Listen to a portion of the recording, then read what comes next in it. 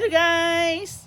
Ito, nagpa-deliver sila ng pizza. Kakain na rin tayo. Tara, kain tayo guys.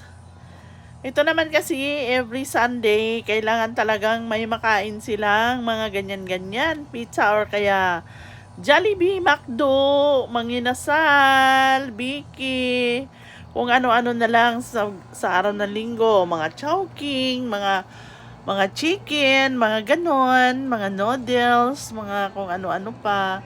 Basta may matimo-timo lang guys sa araw ng Sunday. Hindi nawawala yan sa buhay namin. Always yan, always. Every Sunday yan.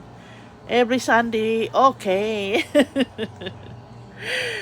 Please follow me, follow my page, Facebook page, at saka sa YouTube. Gma VTV, and I thank you. Take care always guys. Bye-bye.